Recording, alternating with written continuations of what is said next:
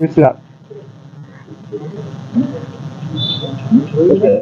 2026ला Mahindra and Mahindra finance बँकचे सटाण bank ब्रांचला एक गणेश खरे नावाचे कलेक्शन एजंटने एकूण 90,000 23 जानेवारीला बँकच्या खात्यामध्ये भरले होते. याच्यामध्ये बँकचे जे अधिकारी होते त्यांना असं लक्षात आलं की याच्यामध्ये 50,000चे 500 रुपयाचे 100 नोट नकली आहेत आणि बनावट टाईपचे आहेत.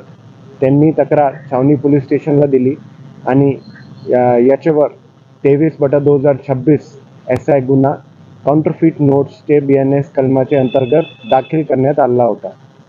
याच्यामध्ये आम्ही तपास केली आणि बॅकवर्ड लिंकेजेस काढून 10व्या टप्प्याला जाऊन मुख्य सूत्रधार जे आहेत त्याचे नाव आहे संतोष केलसकर, त्यांना छत्रपती संभाजीनगर येथून ताब्यातमध्ये घेतला आणि त्याच्याकडून printing press, GSM paper, print notes आणि पेन ड्राईव्ह आणि याच्यासोबत टोटल 385 500 रुपयाचे नोट जप्त करण्यात आलेले आहेत.